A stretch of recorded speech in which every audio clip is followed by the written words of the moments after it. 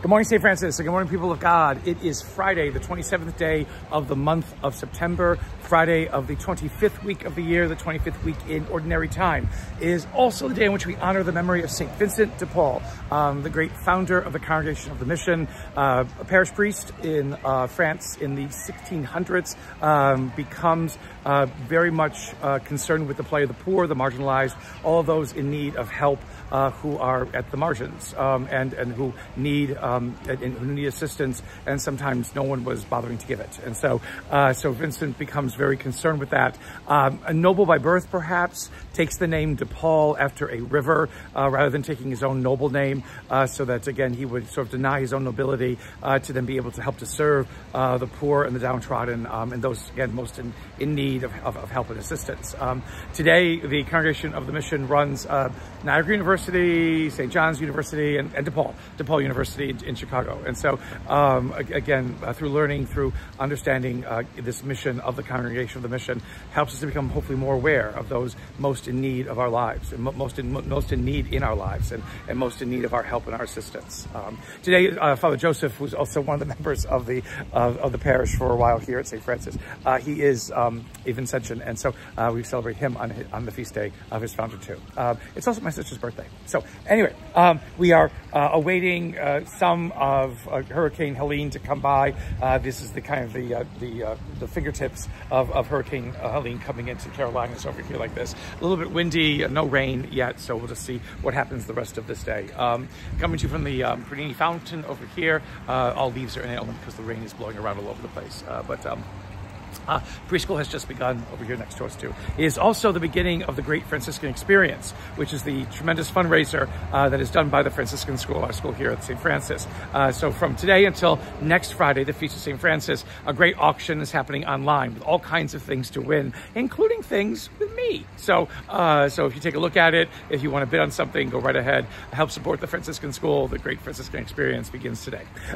So with all that out of the way, our readings for today, Ecclesiastes. We continue with Ecclesiastes, again, a book that doesn't hold any punches, basically, when it talks about the human condition and how we can be so self-assured of things at times, and in reality, it's all in God's hands. And again, the important reminder of that. And so today's passage, made famous in one way by the rock band The Byrds in the late 60s, early 70s, I forget when, but I remember hearing it. Do everything, turn, turn, turn. You may have heard it even church, because at that time we could play all kinds of music that might have hinted at secular, at sacred, and so basically, you know, we might go back to that, I think.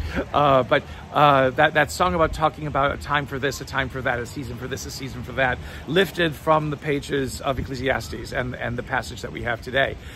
What it basically says is that we need to have wisdom to know when to act and when not to act, when to do something and when not to do something. And that wisdom comes from God.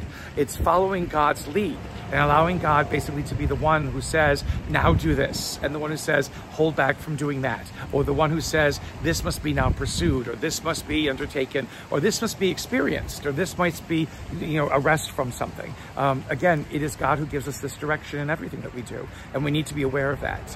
Ecclesiastes kind of writes against the self-assurances or the arrogance even of humanity, which thinks that sometimes it's in control and that it can conduct all things because human beings are capable of so many things. But we're not capable, you know, of basically telling the future. And we're also not capable sometimes of knowing when is the best thing to do at the right time. We need God's help. We need God's assistance. And Ecclesiastes constantly reminds us, you know, of that need, and to be aware of it, and to be able to act upon that need, and listen to what it is that God, you know, says for us to do. In the gospel for today, Luke gives us his remembrance of Jesus's question, who do people say that I am? And again, in Matthew's gospel, it is that Peter says you are the Christ, and Peter becomes the first pope and given keys to a kingdom. And if you want to forgive sins, okay. If you don't, that's okay too. That's in Matthew's gospel, and only in Matthew's gospel. In Mark's gospel, we have the same question posed.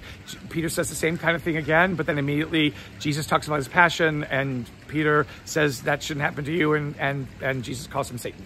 In Mark's gospel, Jesus never calls Peter a pope. So we have that. In Luke's gospel, question again, Peter gives the same response, Messiah, Son of the living God, what have you.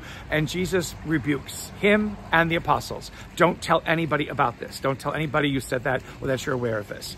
And the question is why? Why would, nothing about popes, nothing about keys of the kingdom, nothing about you're going to be the greatest person in the whole entire world. Nothing about that in Luke's gospel. But why the rebuke? Why the rebuke? Well, because Jesus is not concerned with the titles. Jesus is not concerned, again, with people being impressed because he is the Son of God. Jesus basically wants people to listen to him and what he has to say.